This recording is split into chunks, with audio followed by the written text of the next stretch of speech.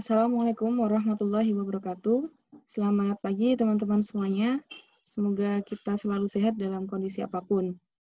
Pada video kali ini, saya akan meneruskan penjelasan untuk mata kuliah Satuan Operasi 2, meneruskan dari pembahasan yang sudah kita bahas sebelumnya, di mana Satuan Operasi 2 ini merupakan bagian dari Satuan Operasi yang di mana kita membahas berbagai teknik pengolahan pangan yang menggunakan perlakuan suhu.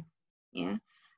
Yang di awal itu teman-teman sebelum mid semester teman-teman sudah belajar mengenai teknik pengolahan pangan menggunakan suhu rendah ya. Kemudian setelah mid semester ini kita akan membahas apa saja teknik pengolahan pangan dengan memanfaatkan suhu tinggi. Nah, kemarin sudah dibahas tentang pengeringan atau dehidrasi, dan nanti kita akan membahas mengenai evaporasi. Sebelumnya saya akan bagikan terlebih dahulu PPT-nya. Teman-teman juga dapat menyimak nanti untuk PowerPoint yang sudah saya bagikan. Ya. Oke. Evaporasi merupakan sebuah operasi di bidang teknologi pangan, di mana dia merupakan operasi yang sangat penting, yang memegang peranan yang sangat penting karena kita nanti dapat memanfaatkan teknik ini dalam mengatur atau menentukan viskositas atau kekentalan atau profil ya tekstur suatu produk. Nah, evaporasi ini sebenarnya berarti merupakan sebuah proses penguapan, ya, proses penguapan yang terjadi secara alami, yang dimaknai dengan proses yang timbul akibat diberikannya uap panas atau steam dalam suatu peralatan. Ya. Menurut Robert Long, ya, tahun 95 itu sudah muncul ya proses ini, bahkan tahun-tahun sebelumnya juga sudah dimanfaatkan begitu. Evaporasi dapat diartikan sebagai proses penguapan daripada liquid atau cairan dengan penambahan panas. Ya, kata kuncinya di sini adalah penguapan. Kemudian menurut tokoh yang lain, evaporasi atau penguapan juga dapat didefinisikan sebagai perpindahan kalor ke dalam zat cair yang mendidih. Nah, yang menjadi kunci di sini teman-teman, evaporasi itu merupakan bentuk penguapan dari benda liquid ataupun nanti semi liquid. Ya, jadi bukan benda padat. Kalau benda padat nanti bisa berupa penguapan gitu ya. Pengeringan. Ya, kalau di evaporasi ini dia berbentuk dari fase liquid menuju fase liquid yang lebih kental gitu. Nah, sebelum kita lebih jauh mengenai PowerPoint ini, saya akan tunjukkan ke teman-teman bagian dari buku Food Engineering yang sudah teman-teman punyai. Kita bisa buka bersama. Ya. Ya. Silahkan dibuka pada chapter 8. Ya, chapter 8 yaitu evaporation. Nah, ini sekalian saja saya jelaskan dari buku ini.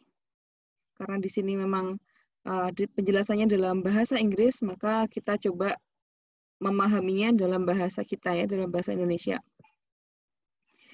Evaporation is an important unit operation commonly employed to remove water from dilute liquid to obtain concentrated liquid products. Ya, artinya evaporasi adalah sebuah unit atau satuan operasi yang sangat penting yang dimana commonly atau biasa digunakan untuk menghilangkan ya, menghilangkan atau memindahkan air dari liquid foods atau makanan yang berbentuk cair, ya, to obtain concentrated liquid products, untuk mendapatkan produk liquid yang lebih mempunyai konsentrasi yang lebih tinggi, gitu ya. Artinya lebih kental begitu ya, lebih kental. Removal of water from foods provides microbiological stability. Ya, menghilangkan air dari makanan itu dapat menghasilkan atau dapat menimbulkan stabilitas sifat mikrobiologinya, ya. And assist in reducing transportation and storage costs. Dan juga mengurangi biaya transportasi dan penyimpanan. Okay. A typical example of the evaporation process is in the manufacture of tomato paste, usually around 35% to 37% total solids obtained by, ini dulu aja ya. Sebuah contoh yang mudah kita temui pada proses evaporasi ini adalah dari proses pabrikasi pasta tomat ya, pasta tomat. Atau ya kalau di sini kita mungkin dalam bentuk saus ya, saus tomat begitu. Dari yang semula 35% dinaikkan konsentrasinya menjadi 37% total solids-nya. Ya, jadi persen total solids itu berarti kan jumlah padatan yang ada pada produk tersebut. Obtained by evaporating water from tomato juice, yang didapatkan dengan mengevaporasi ya, atau menguapkan air dari jus tomat. Ya, jadi sebelum menjadi tomato paste atau pasta tomat itu kan awalnya dia bentuknya jus. Jus itu kan berarti sari buah ya, sari buah. Which has an initial concentration of 5% to 6% total solid. Jadi si jus tomat tadi itu dia mempunyai konsentrasi jumlah padatannya itu 5% sampai 6% dari keseluruhan liquid. Ya, jadi tomato juice itu awalnya dia konsentrasinya 5% sampai 6%, kemudian dinaikkan konsentrasinya dengan cara evaporasi menjadi konsentrasi 35% sampai 37%. Ya. Jadi menjadi lebih kental. Evaporation differs from dehydration since the final product of the evaporation process remains in liquid state. Nah, ini kuncinya. Evaporasi itu merupakan salah satu bentuk turunan dari dehidrasi atau pengeringan. Karena kenapa kok seperti itu? Karena final product atau produk akhirnya nanti dari proses evaporasi itu masih berbentuk produk dengan fase liquid atau liquid state. Ya, jadi tahapannya masih liquid, belum sampai ke padat. Ya, kalau di pengeringan itu kan dia menjadi padatan begitu. It also differs from distillation. Nah, evaporasi ini juga merupakan salah satu bentuk dari distilasi. Since the vapors produced in the evaporator are not further divided into fraction. Ya. Nah, dia merupakan salah satu bentuk distilasi, namun vapors atau uapnya itu dihasilkan dari evaporator atau pada evaporator atau alat yang digunakan untuk melakukan evaporasi. Dan tidak sampai are not further divided into fractions. Jadi tidak sampai terbagi-bagi menjadi fraksi. Kalau pada proses distilasi, kalau teman-teman sudah mempelajari proses distilasi ya, itu kan nanti ada pemisahan fraksi ya. Distilasi itu adalah salah satu bentuk ekstraksi ya, salah satu bentuk ekstraksi. Ada solvetasi, ada maserasi, ada salah satunya distilasi. Nah, distilasi itu nanti kita ingin mengambil salah satu atau salah dua atau komponen tertentu dari suatu bahan pangan. Nah, di evaporasi itu tidak sampai pada pemecahan fraksi tersebut. Ya, jadi hanya menghilangkan sebagian airnya saja.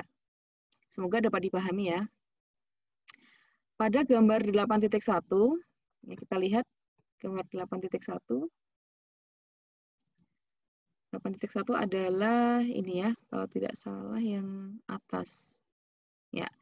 Schematic diagram of single effect evaporator. Jadi ini adalah bentuk evaporator. Teman-teman silahkan lihat di bukunya masing-masing. Saya akan menjelaskan dari penjelasan yang ada di buku ini. A simplified schematic of an evaporator is shown Essentially, an evaporator consists of a heat exchangers enclosed in the large chamber. A non-contact heat exchanger provides the means to transfer heat from low pressure steam to the product. Artinya seperti ini. Di gambar 8.1 tersebut, teman-teman lihat itu adalah merupakan salah satu bentuk evaporator yang simple, yang sederhana, yang sangat simplified schematic, jadi skemanya sangat sederhana. Nah, secara sederhana, gitu ya, secara sederhana, evaporator itu terdiri dari heat exchanger, ya, atau penukar panas, begitu ya, yang berada di dekat atau di berjejeran, begitu ya, bersebelahan dengan sebuah ruangan yang besar atau wadah yang besar, large chamber. Nah, heat exchanger tadi itu tidak kontak langsung dengan cairan atau sampel yang ada pada chamber tersebut. Artinya dia non-contact. Provides the means to transfer heat from low pressure steam. Ya, jadi dia di dalam heat exchanger itu ada uap panas yang mengalirkan, ya, panasnya dari saluran, ya, saluran heat exchanger itu to the product. Ya, jadi pemanasnya seperti di sini teman-teman lihat, nanti akan saya jelaskan lebih lanjut sih di video yang di bawah, cuman ini lebih gampangnya ya. Jadi ini adalah sebuah chambernya, ini adalah ini ya. Ya. Ini chamber kan. Kemudian yang berbentuk seperti kolom-kolom ini adalah saluran uap panas ya. Dan ini ada batasnya. Ya, ada batasnya. Jadi dia tidak kontak langsung dengan cairan. Jadi istilahnya apa? Konduksi ya, konduksi. Jadi panas yang ada di dalam saluran tersebut kemudian mengalirkan, teralirkan kepada produk yang ada di sini. Nanti akan lebih jelasnya saya lihatkan melalui video ya. Saya mana tadi? The product inside the evaporation chamber is kept under vacuum. Jadi produk yang di dalam ruangan wadah tadi itu dalam kondisi vakum atau hampa udara. The product inside the evaporation chamber is kept under a vacuum. The presence of vacuum causes the temperature difference between steam and the product to increase. Ya, adanya kondisi vakum tersebut, ya, itu menyebabkan adanya perbedaan suhu, ya, temperature difference between antara steam atau uap dan produk, ya, and the product to increase. Jadi ada perbedaan suhu antara uap panas dan produk. And the product boils at relatively low temperatures, thus minimizing heat damage, ya. And the product boils atau produk yang dididihkan begitu ya, at relatively low temperature. Jadi dia mendidih namun dalam kondisi suhu yang relatif rendah begitu ya. Nah, hal itu dapat meminimalisir adanya damage atau kerusakan pada produk. Sehingga adanya evaporators itu dia tetap ada proses pendidihan di situ, namun karena ada suhu yang digunakan itu low, ya, rendah, maka kandungan bahan yang ada pada sampel itu minim untuk damage atau rusak. Ya. The vapors produced are conveyed through a condenser to a vacuum system. Nah, vapors ya, uap ya, vapors itu uap yang dihasilkan, ya, uap yang dihasilkan itu conveyed atau dialirkan through a condenser, melalui sebuah kondensor. Kemana? Ke sistem vakum. Ya. The steam condenses inside the heat exchanger and the condensate is discarded. Ya. Uap panas itu kemudian terkondensasi. Terkondensasi itu gimana, Dek? Terkondensasi itu berarti mengembun, ya. Dari panas kemudian kan itu uap panas kan. Kemudian dia diembunkan, ya, mengembun. Inside the heat exchanger. Nah, itu di dalam si penukar panas tadi. And the condensate is discarded. Dan kondensatnya kemudian dibuang, ya, dihilangkan.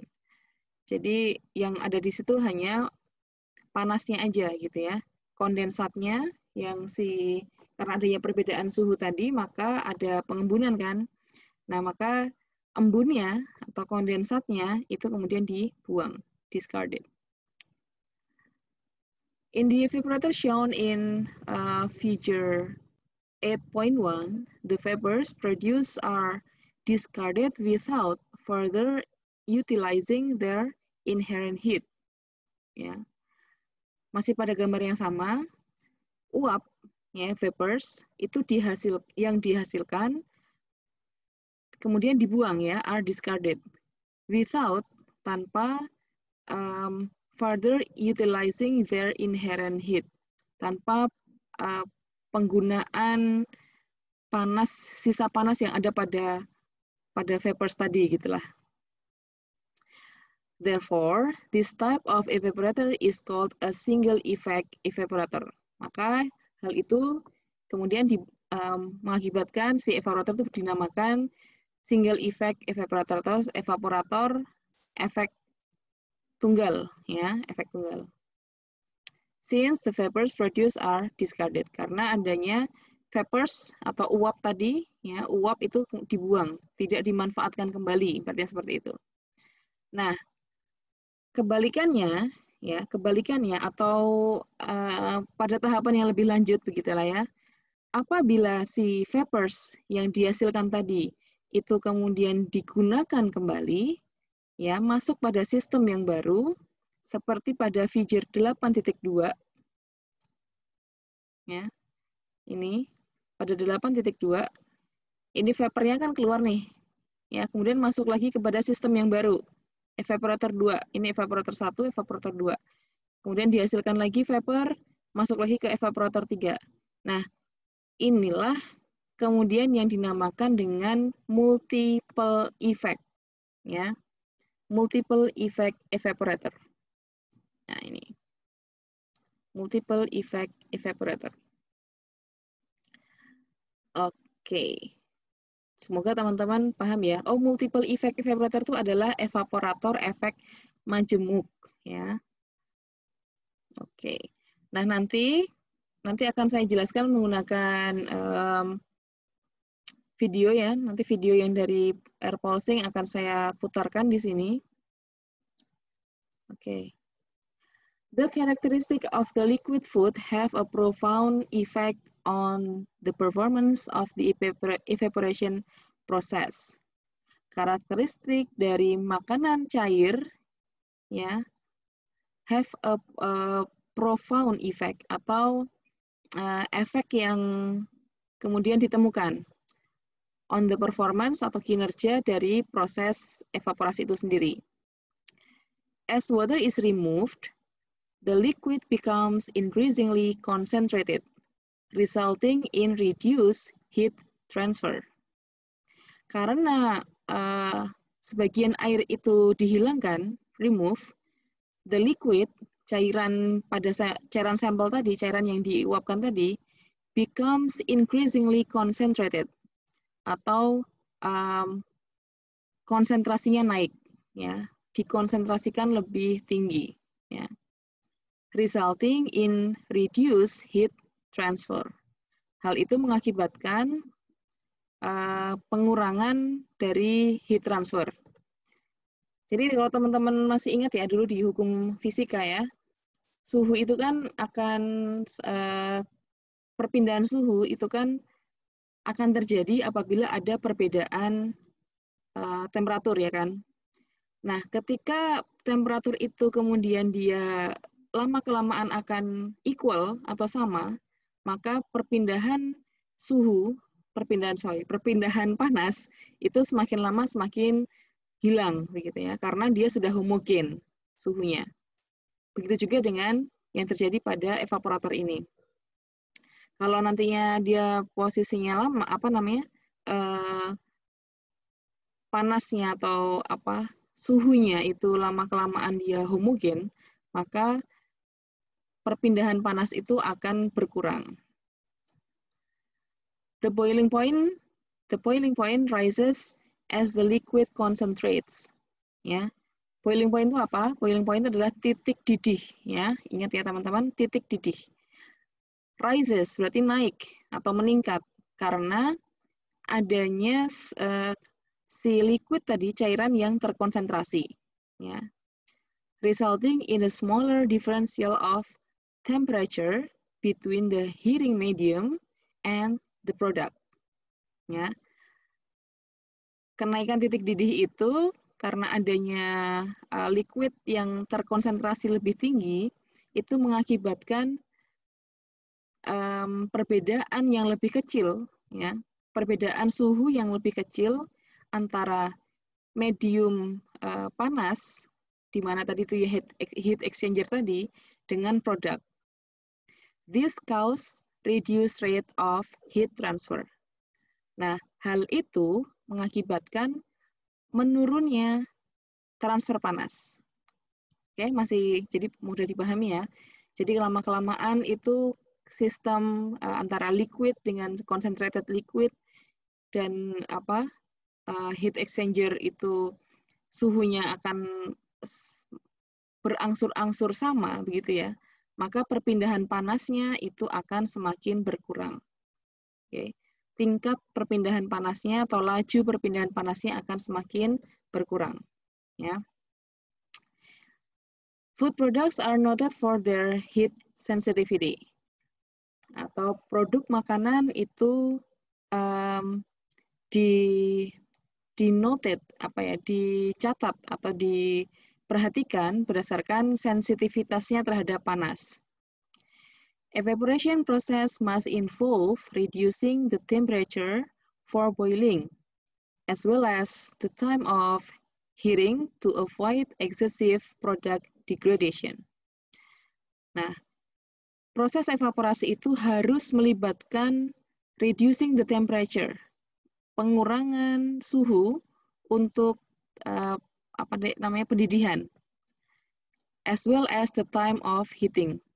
Jadi temperatur dan waktu, ya, mengurangi temperatur dari titik didih, ya, dan juga as well as the time of heating. Seperti halnya juga kita mengurangi waktu pemanasan.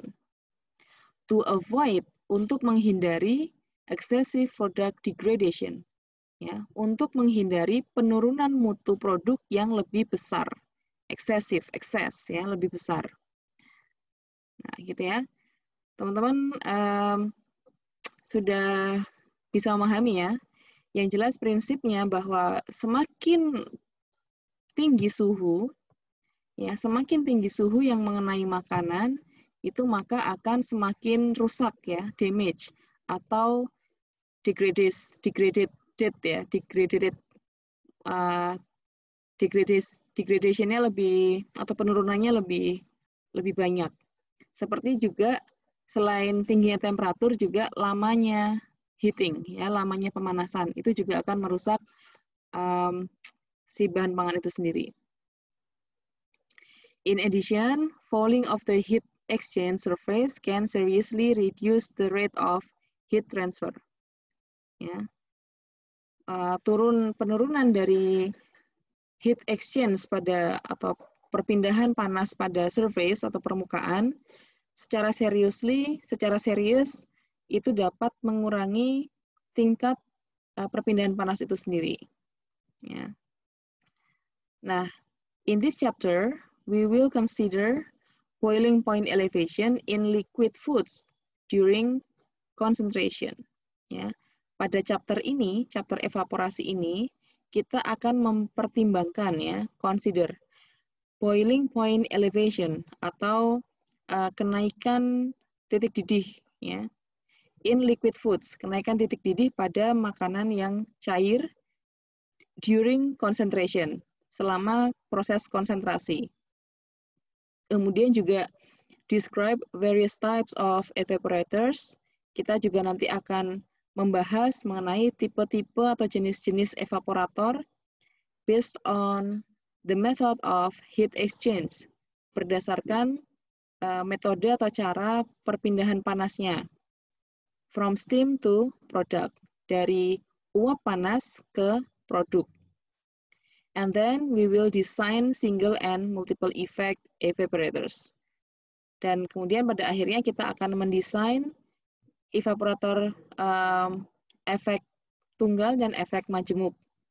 Artinya adalah mendesain itu artinya kita harus menghitung. Ya.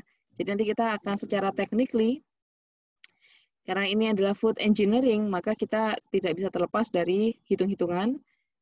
Artinya ya desain itu adalah desain proses. Ya. Oke, kita kembali ke PPT. Ya.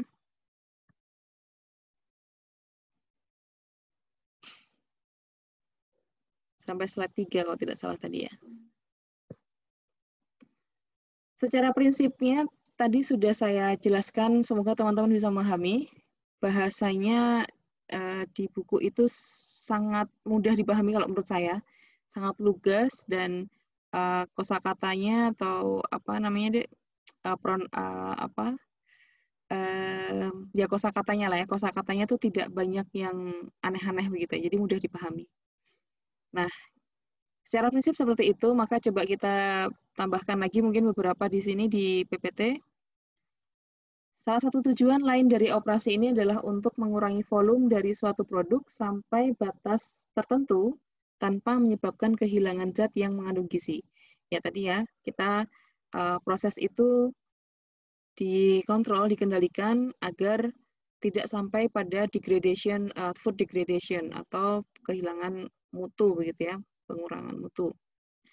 Pengurangan volume produk akan mengakibatkan turunnya biaya pengangkutan. Jelas ya. Jadi semakin ringan, maka untuk transportasi dan distribusi akan semakin murah juga. Di samping itu juga akan meningkatkan efisiensi penyimpanan dan dapat membantu pengawetan. Ya, jadi semakin rendah kandungan aktivitas air ya, kandungan air dan aktivitas air dalam produk itu mengakibatkan daya simpan atau umur simpan itu lebih lama dan juga membantu pengawetan ya, atau preservasi. Atas dasar berkurangnya jumlah air bebas yang dapat digunakan oleh mikroorganisme untuk kehidupan. Oke. Salah satu contoh untuk pengawetan adalah susu kental manis atau sekarang regulasi yang berlaku kita nggak boleh ngomong lagi susu ya, tidak boleh ngomong. Jadi hanya kental manis saja. Ya. Kental manis itu kan dia memang ada kandungan susunya, namun 80% adalah gula, maka dia bisa berbentuk liquidnya semi liquid seperti yang kita konsumsi seperti biasanya ya. Kalau hanya sekedar susu gitu ya, susu itu memang ada kandungan karbohidratnya ya, walaupun didominasi oleh lemak dan protein.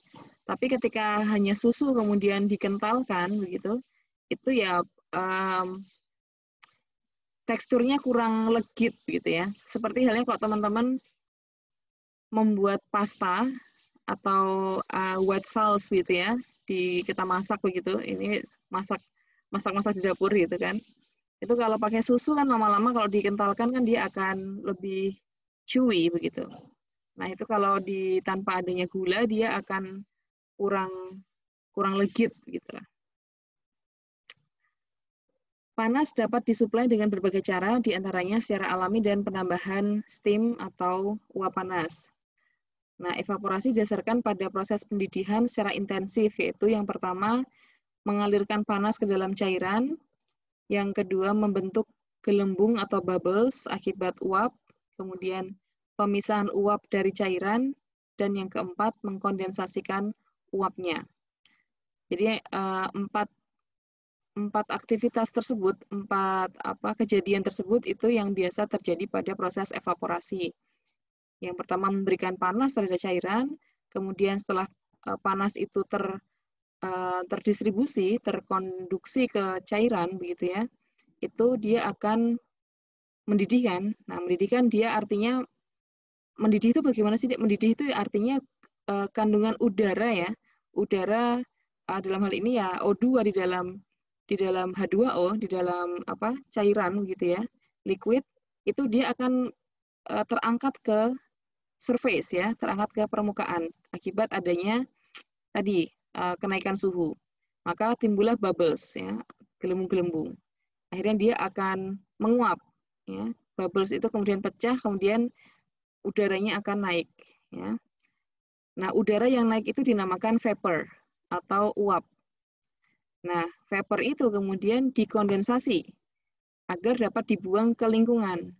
Ya, jadi kalau hanya uap, bayangin aja teman-teman kalau misalkan pabrik itu dia setiap hari, setiap saat itu menghasilkan gas, gitu ya, uap dari proses tersebut, maka dia akan mengotori atau tidak bisa mengontrol ya kondisi di udara begitu. Namun kalau dia dikondensasi, artinya dia diembunkan begitu, maka dia akan tertangkap ya menjadi cairan ya, cairan kembali dan kemudian dapat dibuang ke saluran pembuangan. Salah satu kelebihannya di situ. Nah, kemudian apa sih bedanya evaporasi dan pengeringan? Ya. Apa bedanya evaporasi dan pengeringan? Evaporasi jelas tidak sama dengan pengeringan. Ya. Dalam evaporasi, sisa penguapan adalah zat cair. Oke, tadi kita sudah bahas bahwa sisa final product dari evaporasi adalah liquid state atau produk yang masih berbentuk liquid. Kadang-kadang zat cair yang sangat fuskos atau sangat viskositasnya sangat tinggi, kekentalannya sangat tinggi. Dan bukan zat padat. Ya. Kata kuncinya di situ, bukan zat padat yang dievaporasi. Evaporasi itu pasti liquid. Oke. Kalau pengeringan itu padat, gitu ya. Perbedaan lainnya adalah pada evaporasi, cairan yang diuapkan dalam kuantitas relatif lebih banyak, sedangkan pada pengeringan sedikit. Ya.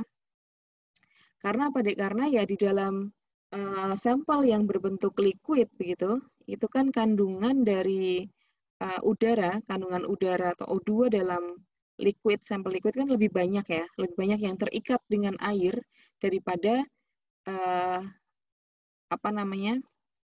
air yang terikat pada zat padat gitu. Maka jelas evaporasi nanti cairan yang diuapkan akan lebih banyak pula. Nah, itu untuk evaporasi dan pengeringan. Untuk alatnya evaporasi menggunakan evaporator, pengeringan menggunakan dryer. Dryer nanti ada berbagai macam, ada flatbed dryer, ada cabinet dryer, ada freeze dryer, dan seterusnya. Kemudian, bagaimana perbedaan dari evaporasi dan distilasi? Nah, tadi sudah saya jelaskan pula di awal bahwa distilasi itu merupakan salah satu bentuk dari ekstraksi. Ya. Ekstraksi itu apa sih? Ekstraksi itu mengambil fraksi tertentu dari komponen bahan, ya, memisahkan fraksi-fraksi fraction tertentu pada bahan tersebut. Oke, kita coba simak di sini. Evaporasi itu uapnya biasa dalam bentuk komponen tunggal. Dan walaupun uap itu dalam bentuk campuran, dalam proses evaporasi ini tidak ada usaha untuk memisahkannya menjadi fraksi-fraksi. Ya, jadi tetap di dalam evaporasi itu dia tidak ada pemecahan fraction, ya, tidak ada pemecahan fraction. Selain itu, evaporasi biasanya digunakan untuk menghilangkan pelarut volatil, ya, pelarut yang mudah menguap, seperti air dari pengotor non volatil, air, etanol, alkohol, gitu ya. Contoh pengotoran volatil itu seperti lumpur dan limbah radioaktif. Sedangkan distilasi itu digunakan untuk memisahkan bahan-bahan yang tidak mudah menguap. Oke. Seperti minyak begitu ya. Atau hal-hal yang lain yang non volatil. Kemudian apa bedanya evaporasi dan kristalisasi? Nah, ini juga berbeda begitu. Bedanya dalam hal pemekatan larutan dan bukan pembuatan zat padat atau kristal. Jadi namanya kristalisasi itu kan berarti kan produk akhirnya kan kristal ya, Dek ya. Kristal itu kan artinya apa? Itu kan bentuknya fasenya fase solid, ya, padatan. Nah, sedangkan evaporasi itu kita nggak sampai ke membuat solid, tapi kita membuat concentrated liquid, ya, atau liquid yang terkonsentrasi, gitu. Evaporasi hanya menghasilkan lumpur kristal dalam larutan induk. Nah, biasanya kristalisasi itu mengambil hasil dari evaporasi kalau memang dia mau membuat kristalisasi ya. Contohnya apa sih? Kristalisasi itu contohnya apa? Contohnya adalah pembuatan gula, ya kan? Teman-teman, belum pernah saya ajak ke pabrik gula ya. Biasanya 1-2 sih saya ajak ke Madukismo. Tapi kondisi kayak gini ya, mohon maaf gitu kan. Nanti kita jalan-jalannya pakai video aja ya. Nanti teman-teman bisa lihat di YouTube atau mungkin kita bisa pas tanya jawab saya tampilkan begitu. Nah, biasanya saya ajak mahasiswa itu ke Madukismo ngelihat langsung proses pembuatan gula. Nah, di situ ada kenapa kok gula? Karena gula itu sebuah proses pengolahan yang sangat komplit dan kompleks gitu ya. Ada evaporasi, ada kristalisasi, ada pengeringan dan seterusnya. Nah, oke lah, nggak apa-apa ya. Semoga suatu saat kita bisa jalan-jalan ke pabrik gula gitu. Evaporasi secara luas biasanya digunakan untuk mengurangi volume cairan atau slurry, atau untuk mendapatkan kembali larut pada recycle. Oke, nah bedanya begitu ya. Kristalisasi menghasilkan bentuk padatan, evaporasi menghasilkan concentrated liquids. Oke, tadi kan kita ingin mempertimbangkan titik didih ya, titik didih atau boiling point. Titik didih cairan yang diuapkan pada evaporasi dapat dikontrol dengan mengatur tekanan pada permukaan uap cair. Ya. Artinya, jika penguapan terjadi pada temperatur tinggi, maka evaporator dioperasikan pada tekanan yang tinggi pula. Ya. Karena tadi kan kondisi sistemnya itu kan vakum ya, maka dia membutuhkan tekanan ya untuk menekan, menghilangkan pengaruh udara, maka dia harus hampa kan. Beberapa evaporasi dalam industri secara normal bekerja pada tekanan vakum untuk meminimalkan kebutuhan panas. Jadi teman-teman, ada satu konsep di sini yang perlu saya sampaikan juga. Kalau kita ingin menaikkan suatu temperatur, maka kita bisa gunakan 2 cara, yaitu apabila kita saya ulangi ya. Apabila kita ingin mengefisienkan pekerjaan untuk mendidihkan atau memanaskan suatu sampel, itu ada 2 cara yang digunakan.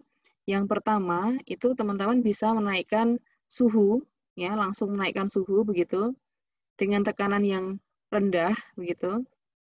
Tekanan rendah, suhu tinggi, it's okay, tapi memang membutuhkan sumber daya yang lebih tinggi ya, sumber daya ya bisa listrik, bisa biaya dan seterusnya. Jadi proses pemanasan itu ya cost-nya tinggi lah. Sama halnya proses pembekuan ya, proses pembekuan itu juga cost-nya tinggi banget. Oke, jadi cara yang kedua untuk meminimalisir effort ya, meminimalisir sumber daya tadi, kita dapat menaikkan tekanan ya. High pressure dan low temperature. Jadi kalau kita ingin tetap mempertahankan kondisi kandungan pada sampel atau makanan yang kita olah begitu, maka kita minimalkan penggunaan panas atau suhu tinggi, minimalkan penggunaan suhu tinggi. Artinya berarti kalau kita ingin mendidihkan suatu sampel, kita naikkan pressure-nya, kita naikkan tekanannya, dan gunakan suhu yang rendah. Kita bisa menggunakan suhu yang rendah. Nah, itu dua cara ya.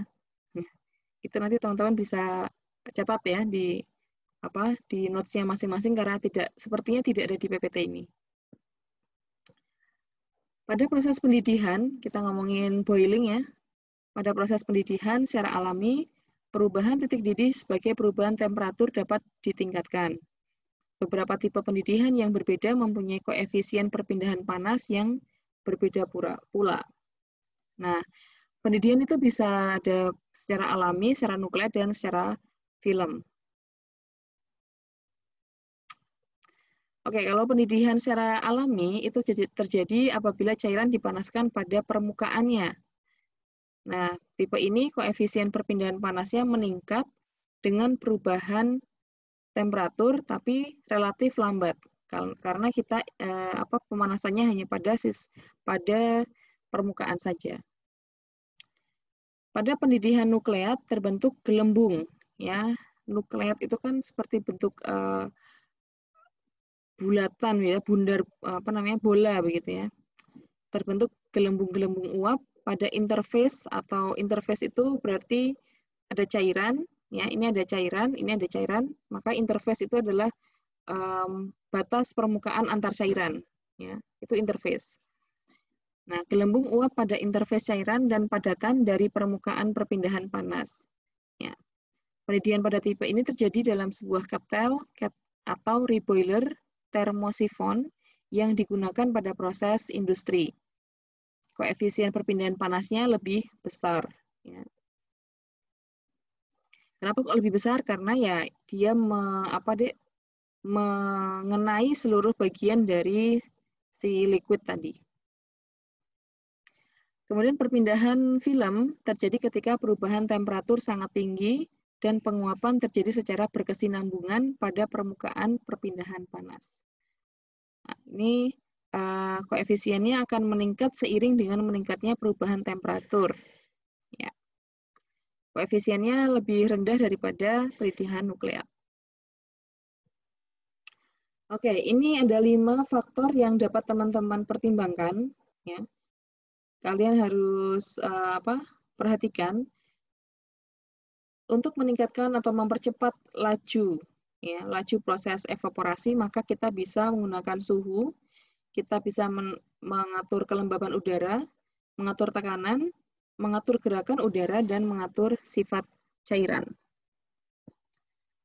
Oke, faktor pertama yaitu suhu ya. Nah, suhu ini cairan bisa evaporasi di bawah suhu titik didihnya. Jadi misalkan air titik didihnya berapa? 100 derajat Celcius. Nah, di evaporasi itu kita bisa mendidihkan air itu bisa di bawah suhu 100 derajat Celcius. Namun, prosesnya akan cepat terjadi ketika suhu di sekelilingnya lebih tinggi. Ya, jadi tidak hanya sekedar menaikkan suhu yang untuk konveksinya saja, tapi juga secara konduksi dia juga dinaikkan. Hal ini terjadi karena evaporasi menyerap kalor laten dari sekelilingnya. Jadi kalau perpindahan panas pada evaporasi itu kan tidak secara langsung ya. Maka masing-masing kolom untuk steam tadi, dia kan tetap menyerap panas dari steam ya, walaupun steamnya itu akan bergerak terus. Ya. Gitu. Kemudian kelembaban udara kurang itu berarti udara sekitar itu kering.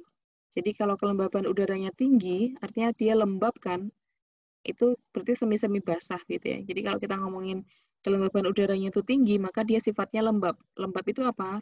Lembab itu adalah kandungan air pada udara itu lebih tinggi begitu ya, banyak gitu, kandungannya banyak. Semakin kering udara, semakin cepat evaporasi terjadi. Artinya berarti semakin rendah kelembaban udara, semakin cepat evaporasi itu dapat terjadi. Ya. Faktor yang ketiga yaitu tekanan. Ya, semakin besar tekanan yang dialami, semakin lambat evaporasi yang terjadi. Pada tetesan air yang berada di gelas botol yang udaranya telah dikosongkan, ya, tekanan udaranya kan berkurang, maka akan cepat terevaporasi. Jadi semakin rendah tekanan itu sebenarnya semakin cepat itu evaporasinya ya. Kemudian yang faktor keempat adalah faktor gerakan udara. Gerakan udara itu berarti udara yang ada di sekeliling sistem itu dia bergerak begitu ya. Bisa dilihat pada contoh, pakaian akan lebih cepat kering ketika berada di ruang yang sirkulasi udaranya itu banyak begitu ya, atau lancar begitu. Karena ada pergerakan udara. Beda dengan kalau kita menjemur pakaian di dalam sebuah kamar yang tertutup, maka ya akan membutuhkan waktu lebih lama daripada kita menjemur pakaian di tempat yang terbuka. Gitu. Kalau teman-teman ingat ya, kalau misalkan kita musim hujan, kemudian ada baju yang mau dipakai dan belum kering begitu, kita biasanya naruh di kipas angin, ya kan? Taruh di kipas angin atau di angin-anginkan begitu. Nah, di angin-anginkan itu walaupun tidak terkena suhu ya, tidak terkena faktor temperatur, dia dapat kering karena adanya pergerakan udara tadi. Nah, faktor yang kelima yaitu sifat intrinsik dari cairan tersebut. Ya. Cairan dengan titik didih yang rendah itu dapat terevaporasi lebih cepat. Jelas ya. Cairan dengan titik didih yang rendah, dia berarti kan mudah mendidih. Ya. Cairan dengan titik didih yang rendah berarti dia artinya mudah mendidih. Maka dia dapat terevaporasi dengan lebih cepat daripada yang cairan yang titik didihnya lebih besar. Ya, misalkan di sini air raksa, ya, hidrogerum, dia menggunakan, dia memiliki titik didih atau boiling point 357 derajat Celcius. Nah, dibanding dengan ether, itu titik didihnya 35 derajat Celcius. Jelas ya, ether, alkohol juga ya, itu alkohol lebih tinggi daripada ether sih. Itu jelas yang menguap duluan ya, jelas ether begitu ya. Nanti raksa tidak mudah menguap, berarti masih ada apa? Air, masih ada yang lain begitu, cairan yang lain. Nah, kalau digambarkan secara molekuler, teman-teman itu bisa dilihat pada gambar di layar ya. Di sini yang menjadi batasan sistem itu adalah ini ya, ini batasan sistem. Nah, pada saat evaporasi, ya, pada saat evaporasi ada terjadi di sini pemberian uap panas, ya, pemberian uap panas di sini. Ada juga yang diberikan pada saluran begitu ya. Nah, kandungan uap panas ini dia akan menaikkan suhu atau temperatur pada sampel. Sehingga pergerakan dari bubbles begitu ya. Bubbles ini kan menandakan ini ada udara-udara pada cairan ya. Ini dia akan bergerak tidak beraturan ya. Akhirnya dari bawah ini dia akan naik ke atas seiring dengan penurunan massa jenis ya, penurunan massa udara pada gelembung tersebut. Semakin dia berkurang massanya, maka dia akan semakin naik ke permukaan, akhirnya pecah di sini dan keluar udaranya. Oke, seperti itu. Oke.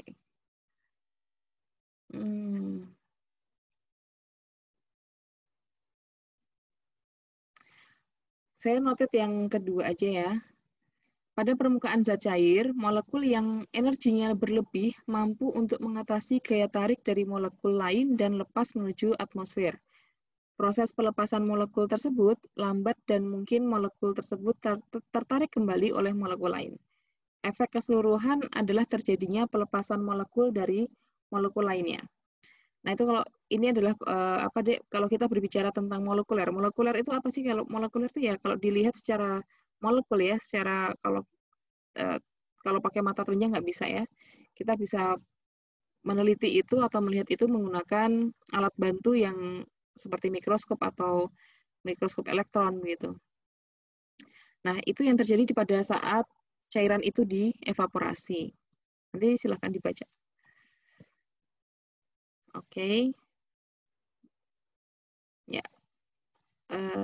Contoh-contohnya seperti yang ada pada 1-4 itu ya. Itu contoh-contoh yang umum terjadi atau yang pernah kita alami mungkin. Oke, kita masuk pada alatnya ya, Dek ya. Kita masuk pada evaporator. Nah, alatnya adalah alat untuk melakukan operasi evaporasi, yaitu evaporator. Nah, ini sangat bervariasi tergantung dari jenis produk, tergantung dari kapasitas mesin gitu ya, atau kapasitas pabrik begitu.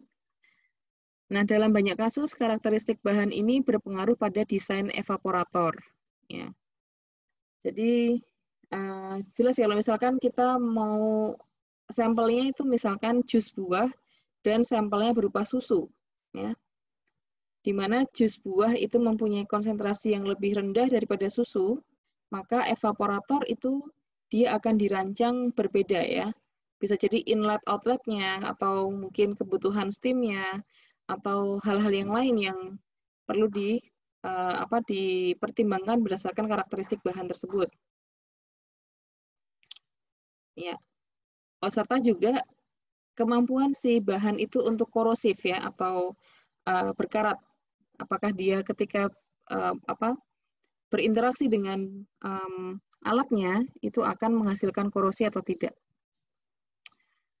Ada 4 komponen yang biasanya dibutuhkan untuk proses evaporasi, operasi evaporasi. Yang pertama kita butuh chamber ya. Kita butuh chamber atau tabung,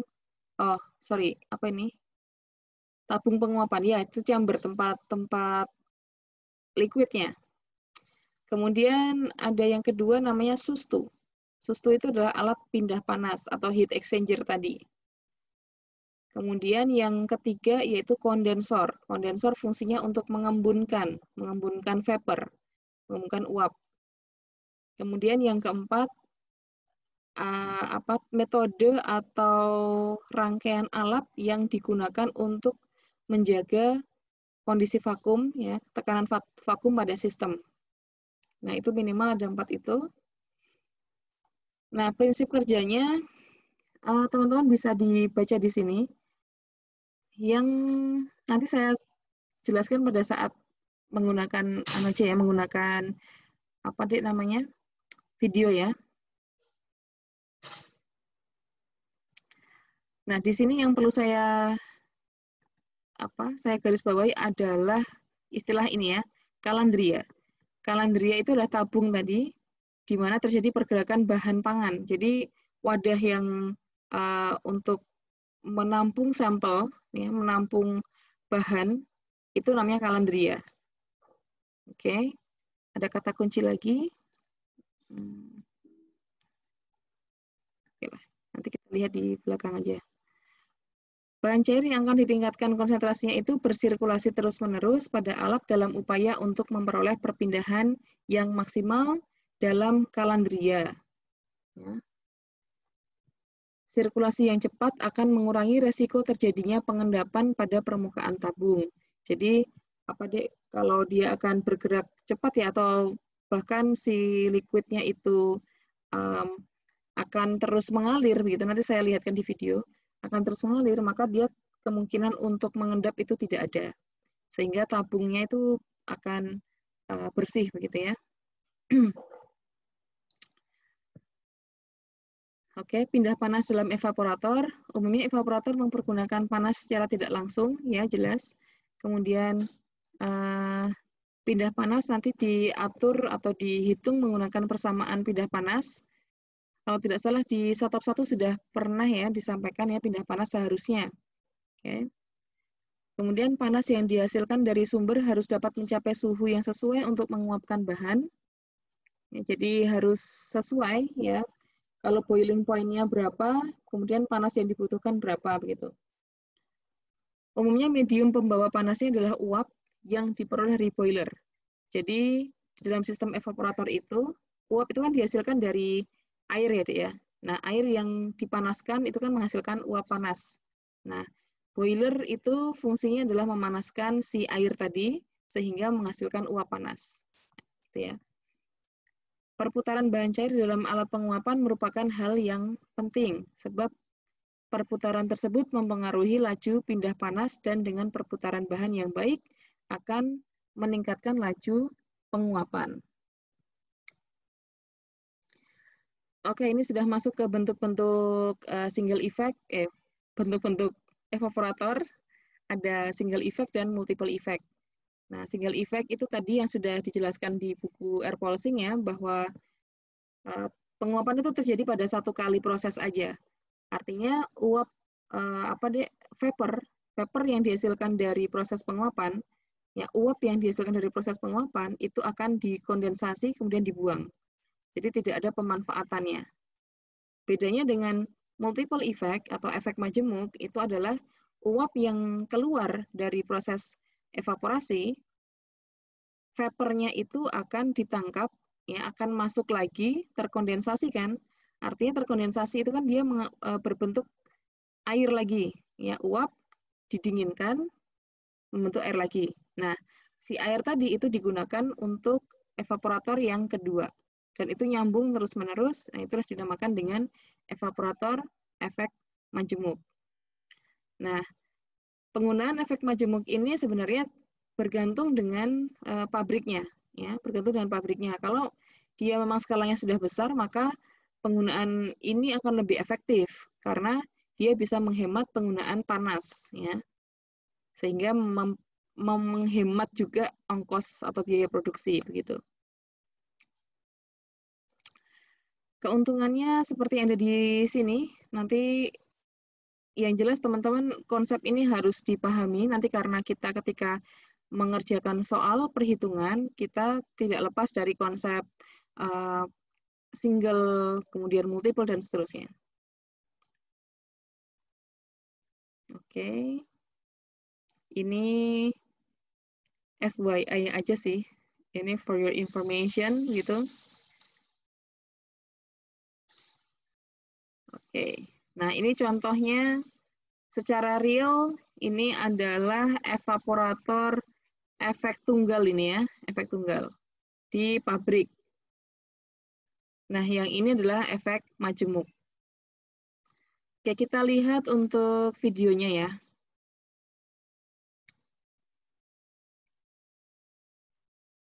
Oh, sebentar ya, belum saya buka.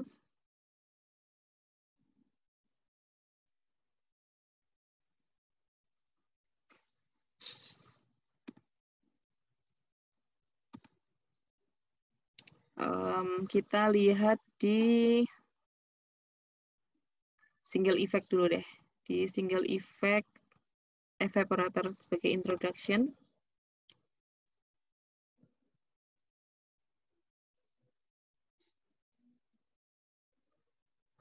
Okay, let me share screen.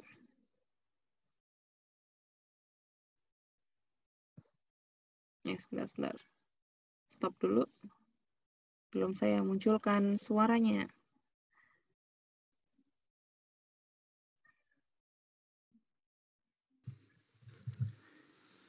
In this tutorial, we will look at a single effect evaporator. Let's first look at this animation to get an understanding of a single effect evaporator. We have juice coming in at the bottom as shown with these yellow arrows.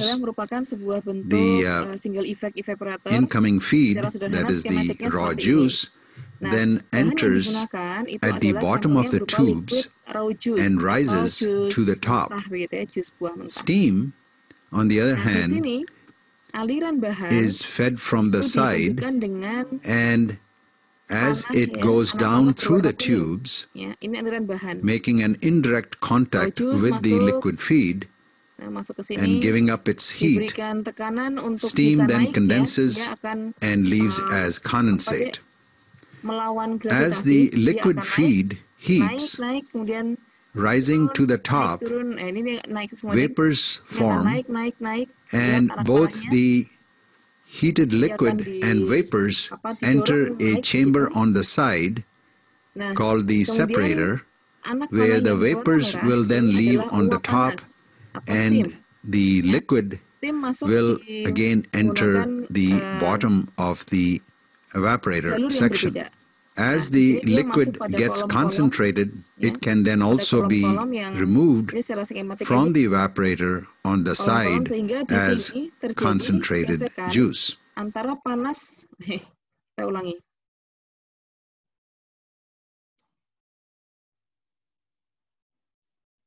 Ya.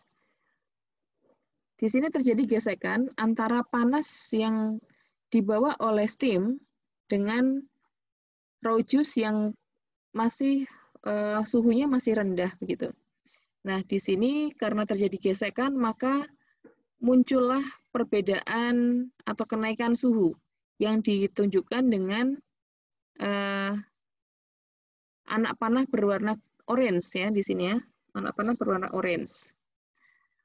Nah, selain itu, ini anak panah berwarna orange itu merupakan bentuk dari concentrated juice atau jus yang sudah lebih kental. Ya. Jadi ini kan naik nih. Jusnya naik, kemudian terpapar panas begitu ya di sini sehingga uapnya kan naik ya. Uapnya itu ditunjukkan dengan anak panah berwarna abu-abu ini. Anak panahnya, uapnya naik, si jus yang sudah terkonsentrasi tadi juga naik, tapi terpisah, ya. Sehingga concentrated juice atau jus yang sudah terkonsentrasi tadi, dia akan turun, ya, pada jalur yang sudah ditentukan, menghasilkan jus yang sudah terkonsentrasi atau concentrated juice. Sedangkan vapornya atau uapnya, uap yang dihasilkan dari proses pemanasan tadi, dia akan masuk pada sebuah chamber sendiri, sebuah kondensor tadi ya. Dia sebuah kondensor, akhirnya dia akan terkondensasi atau mengembun, gitu ya. Mengembun. Nah, apabila uapnya tersebut masih ada sisa yang tidak mengembun, ya, maka apabila si uapnya tadi itu dia masuk ke sini, ya, di sini dia akan dibuang ke lingkungan, begitu ya. Vaporsnya akan dibuang ke lingkungan. Ini uap, ya. Kemudian apabila si steam, ya, steam ini kan ketika masuk ini kan dia masih panas banget deh, ya. Ini masih panas banget. Kemudian pada titik ini si raw juice naik suhunya dan semakin ke sini si steam akan berkurang suhunya. Maka dia akan menghasilkan kondensasi tadi, ya, embun. Ya, steam akan berubah menjadi embun. Uap panas akan berubah menjadi embun karena ada penurunan suhu. Nah, apa yang dilakukan? Yaitu karena adanya proses kondensasi di sini, dia harus dibuang, ya, karena berbentuk kondensat. Yang kita sebut kondensat karena dia bentuknya embun gitu ya, embun. Jadi ini bisa dibuang atau ditampung lagi. Karena ini bentuknya cairan, yang kondensat ini berbentuk cairan, yang vapors ini berbentuk uap. Concentrated juice berbentuk liquid yang terkonsentrasi. Oke, semoga dapat dipahami ya. Ini kita and rises to the top. Steam, on the other hand, is fed from the side, and as it goes down through the tubes, making an indirect contact with the liquid feed and giving up its heat, steam then condenses and leaves as condensate. As the liquid feed heats, rising to the top, vapors form, and both the heated liquid and vapors enter a chamber on the side called the separator, where the vapors will then leave on the top and the liquid will again enter the bottom of the evaporator section. As the liquid gets concentrated, it can then also be removed from the evaporator on the side as concentrated juice. Oke. Itu untuk yang single effect. Ya. Kemudian kita coba lihat yang multiple. ini multiple tidak ada ilustrasinya, ini sudah hitung-hitungan. Mana ya? Ini hitung-hitungan falling film. Kita coba lihat ini aja deh.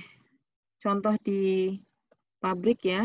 Ini bagaimana melakukan evaporasi untuk garam, kalau tidak salah ya, garam.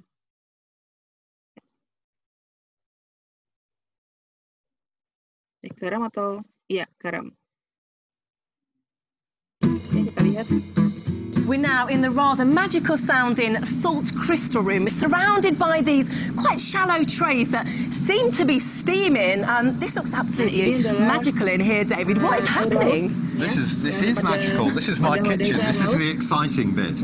And what we're going to do, and what you're seeing, is we're taking the concentrated seawater, the very strong brine, and we're putting it in these trays with a special little hose like this. So this is straight from the sea, because we are really close to the sea. It's been filtered and concentrated, and if you think of clouds can only hold so much moisture and then it's got to start raining, we've done the same thing with seawater.